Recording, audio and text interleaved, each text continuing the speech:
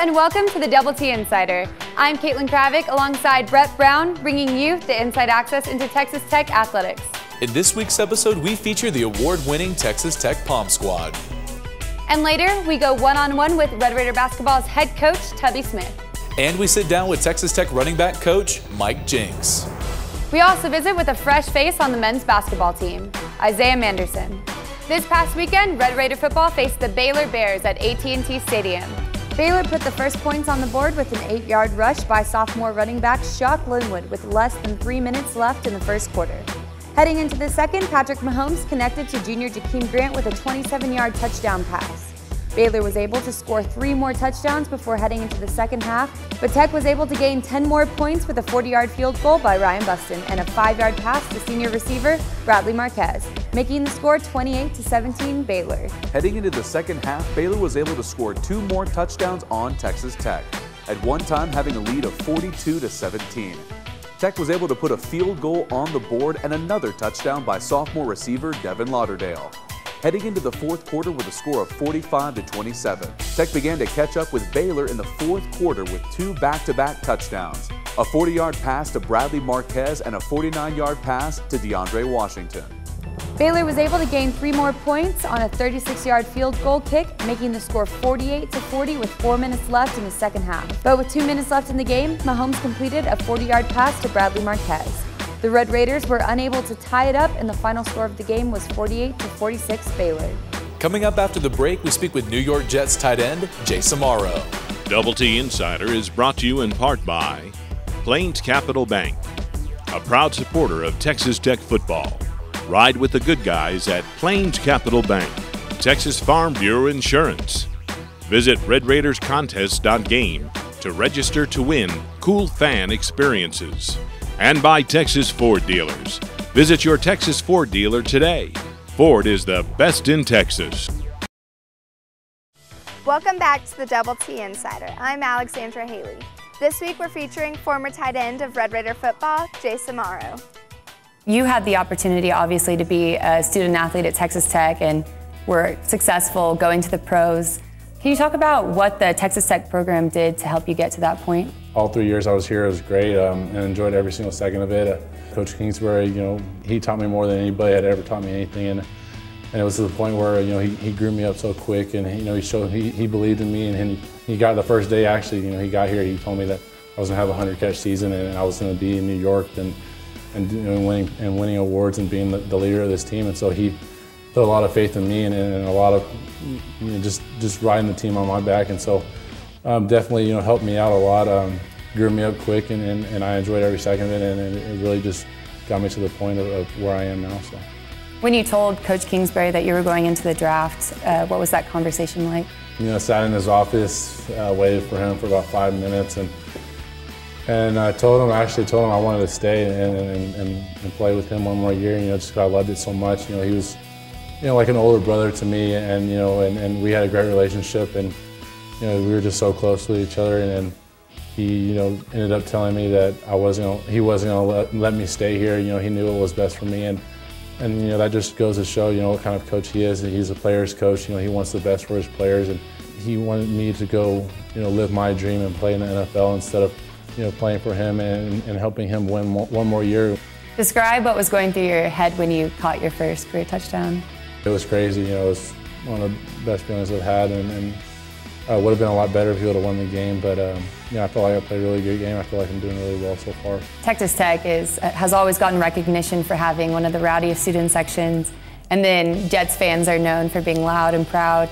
Can you talk about the differences between playing in a college arena versus NFL? Of course, the NFL ones are a little bit bigger than the college arenas, but the student section here especially, was very prideful and very proud of their team, and I can remember a couple of games, TCU, Oklahoma State, some of the bigger ones last year where they were really loud, and they definitely helped us get an advantage in some of those areas. But I loved everything about the Texas Tech student section. Just always reminded me of an old big-time high school spirit and kind of a high school student going to the game. You can't really see that at a lot of other schools. I went up to Kingsbury and after the Arizona State win, and right when we knew we won the game, and dumped the Gatorade on him, and so I mean, we were all just so happy. We were on a 5-game skid. We were, I think, 30-point underdogs or something like that, and ended up winning by 30 points or something around there, and it was just one of the best things. Just celebrating with all the seniors and all the guys that went out and with the victory, and so. And I know how proud he was of us, and that was probably one of the best memories I have. Coming up next, we feature your Texas Tech POM Squad. I've danced my whole life, and I have enjoyed dancing, and the POM Squad, they're just really professional, and I just wanted to be a part of that and represent Texas Tech. I think it's really fun when the fans engage with us. If we're doing a defense cheer and they're yelling right back, or we say guns up for 3rd down and everybody's guns go up. It's really fun to be surrounded by 65,000 people that feel the exact same way you do about a school. Being a rookie or a vet, you automatically get leadership roles in something as simple as leading by example. So like that, and for me, I'm actually in charge of social media accounts for the Tech POM Squad. So I've been helping with Twitter and Instagram and Facebook, so each vet kind of has their own way of leading the team. We kind of picked and choose what our strengths were, and I really like social media, so it was kind of automatic that I got it, but yeah, everyone's different in their own way. Before I tried out, Tech POM didn't have a coach, and so the year I made it was our coach's first year, and it kind of went from getting to know coach and getting to know the team to understanding how coaches worked, and by having a new coach, we have gotten more opportunities to perform, and we've gotten more recognition for all the hard work that we do.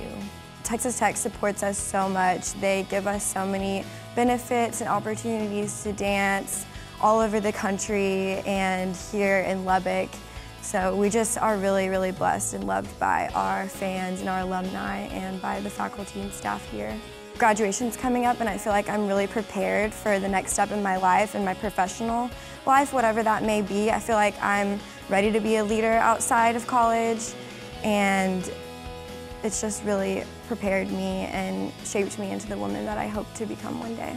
Our team is not just a team, it's a family dynamic because most of us are so far away from home. Our team is really a sisterhood. You have 15 other girls that you can call at any time, and they're always there for you. It's crazy to me that at the beginning of the year at tryouts, you're with all these strangers that you've never met before, and then now it's fall semester and they're my best friends in the world. And even from being on the squad for 4 years, you meet so many people coming in and out, from seniors to freshmen, that go with you along the way. And I've just met so many girls that I know will be my friends forever. I know they'll be standing next to me at my wedding. Like, I don't know who the guy will be, but I know what girls will be next to me, so it's really, really awesome. It's just an experience that is a once-in-a-lifetime thing that only 16 girls get to have. Coming up after the break, we're going one-on-one with Coach Tubby Smith. Welcome back to the show. This week we sit down with head coach of Texas Tech basketball, Coach Tubby Smith. Well, I am new, relatively new, but from what I've seen and actually living here now for a year, I have a great affinity for, Texas Tech. We did a lot of things to reach out to the fan base, not just the students, but fans around the area, and they responded in a positive way by coming out to games and being a part of it.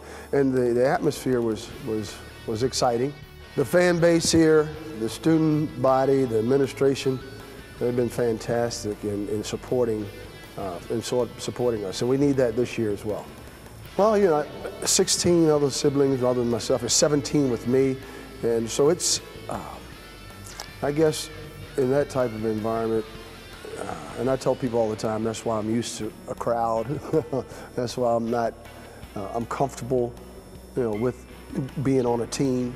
And I think that being in that family atmosphere where there were so many other people, it was that competitiveness, and I think that's where, that kind of put me on that path towards athletics, competing against my other siblings, brings out the best in you. So when you get when I got in the 9th grade and I was Cecil short, I asked my dad if I could come out for the JV basketball team at the time. I was more than excited. I was, overwhelmed and just became part of me. And I always, from that point on, I wanted to play. I wanted to play in college. I wanted to compete. I've been around a lot of excellent coaches, played for some outstanding coaches, played with some great players.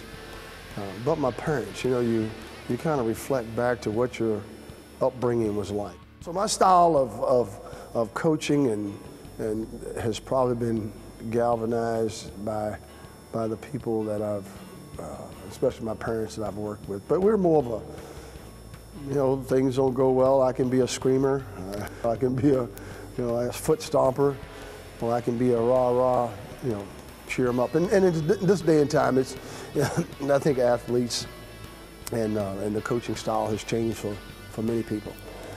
We did hit the recruiting trail pretty hard last year, and I've got to compliment my staff. They did a great job. Joe Esposito, Vince Taylor, and Alvin Poole Williamson.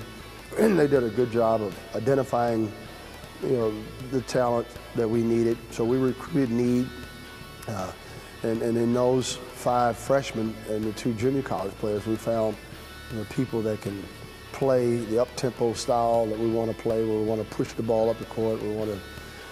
And they're pretty versatile. They're guys, players that can play multiple positions. Like anything else, you're trying to put them in situations that help them grow, help them learn. And the veteran players, guys like Clark Lambert, Todrick Gocher, and Rob Turner, Randy Onwaso. Those guys have been very good in helping these younger players understand the intensity level they have to play with. We've had some great opportunities, but I think we're creating a culture here, and that's what it's about. Stay tuned. After the break, we're featuring Red Raider basketball's Isaiah Manderson. This week, we visit with a new member of the Red Raider basketball team, freshman Isaiah Manderson. Isaiah Manderson, a senior power forward, and I'm from Bronx, New York. I actually started playing basketball at a serious level when I moved to Georgia. Heading into my junior year. Played AAU with the Southern Kings. I play the same way I played in high school, with just effort. Develop more skill now and then, but besides that, nothing's too crazy. Well, he kind of lets me know what I'm doing right and wrong and what I need to do. So, he has a lot of influence on it because, he lets me know if I'm playing or not. So, I would say rebounding and post play. We do have a lot of players that's in the post this year, and I'll say that's I'll be our biggest strength. Everybody gets along. The chemistry is where everybody gets along with each other. So far, so good. Well, first you gotta be a student in the classroom, and then second is be an athlete. Do all the right things an athlete should do. Take care of your body. Put yourself in good situations. Don't want to put yourself in anything negative. Watch what you say on social media and things along that nature. This week, we're featuring head running backs coach Mike Jinks. Just like every other kid from Texas, I've played football, baseball, basketball since the time I could walk, and it's all I ever really wanted to do. I owe this game so much, not just football, but sports in general, because it's provided a life. For me, I'm one of those kids that you hear about that first generation going to college, and if it wasn't for an athletic scholarship, I'd probably be in the military or something like that, somewhere along those lines. So, coaching is important. I feel that, to pay it forward a little bit, any opportunity I have to give a young man the opportunity to play and compete at the next level, and most importantly, get that college education, and do all I can for them. Pretty interesting story. I just finished up playing at Angelo State, I think 94, 95. And there was waiting tables at Mejor que Nada, better than nothing in San Angelo, Texas. The Angelo State, San Angelo coaching clinic was in town, and I was waiting tables and, just getting off work and sitting kind of at the bar eating my food, and a guy came back and asked for, some beverages. And I told him I was off and, I could get a server for me. He just kept pestering me. He said, no, you get it, you get it. It was kind of packed, so I went and got him the beverages, took it to the table. He introduced me to a gentleman by the name of Robert Walker, who was a head coach at Killeen Ellison. And, you know, he just started talking to me, asking me what I was doing here, and I told him, you know, finishing up school, asked me if I played football. I said, yes, I was quarterback here. They're like, no way, you're too small, that whole deal. And I said, no, I was. And he came in the next morning, and that he wanted to offer me a job coaching his quarterbacks. And had 6 hours away from a degree, had no clue where clean even was, you know, and 2 days later I was down there teaching and coaching, and the rest was history. Tell you, kind of puts things in perspective. I think 96, 97 maybe, I was coaching quarterbacks at Converse Jets, and we actually played against Cliff when he was a quarterback at New Braunfels High School, and his dad was the head coach. So, you know, Cliff and I mean, we're both, you know, New Braunfels, San Antonio, 830, 210, kind of the same type of deal. So there was kind of a relationship there. I think I just sent him a text saying congratulations, and then he called and said, hey, things are kind of crazy right now. Keep your phone by you for the next month, is pretty much what he told me. Looking up on this guy's serious next month. And then I think everything kind of shaked out. And I had the opportunity to be the head coach of the Army All-American Bowl in 2012. So during that week, he called and it was just asked if I could meet him after that bowl game. And flew up, had a quick discussion, called home and said, hey, we're moving to Lubbock. The only thing I really harp on is you're here to get an education, you get your degree, don't miss a class. And as long as they do those things, this football stuff will take care of itself. Good people make good football players. And really, we're blessed and fortunate right now in that running back room that you've got two guys in there that are doing everything they need to be doing the right way. And I'm talking off the football field. So it's as easy as is watch and do what these guys do. Coming up after the break, we take a look at the best tweets about Texas Tech athletics. Welcome back to the Double T Insider. I'm Luke Heath. Each week we pick the best tweets about Texas Tech athletics and air them right here on the show. Daniel Pauling tweeted about football saying, yet another Kingsbury QB. Patrick Mahomes is named 24/7 Sports National Freshman of the Week. Hashtag Wreckham and hashtag Guns Up. Lee Ray tweeted, you know what I like about being a Red Raider? We are all in all the time, no matter what. Tell me a place better and I'll show you the truth. Hashtag Guns Up. Cody Hodges tweeted about football saying, lots of respect for Davis Webb and Patrick Mahomes battling all year. You guys were beat up and never quit. Time to get healthy. Hashtag Wreckham. Former Tech basketball player Kadir Tapsoba tweeted, gotta give it to the boys. They wanted it. Good win. What am I saying? Great win. Hashtag Wreckham. Well, that's all the tweets for this week's episode, but be sure to follow the Double T Insider on Twitter and check back next week when your tweet could just be featured on the show. Now let's take a look at Texas Tech's upcoming games. Red Raider Volleyball will compete in the NCAA First Round Thursday. Competition will last all day. Texas Tech men's basketball hosts Fresno State Wednesday. Tip-off from the United Supermarkets Arena in Lubbock, Texas is set for 8 p.m. Central. The Double T Insider will return right here after the break. Double T Insider was brought to you in part by UMC Health System. It's our hospital. Texas Farm Bureau Insurance. Visit RedRaidersContest.game to register to win cool fan experiences. Red Raider Club. Your support, their effort, our fearless champions. And by Texas Ford Dealers. Visit your Texas Ford dealer today. Ford is the best in Texas. Well, that's a wrap for this week's episode of the Double T Insider. Thanks so much for watching. Make sure to like us on Facebook and follow us on Twitter to stay up to date with Texas Tech athletics. For Caitlin Kravick, I'm Brett Brown, and until next time, guns up.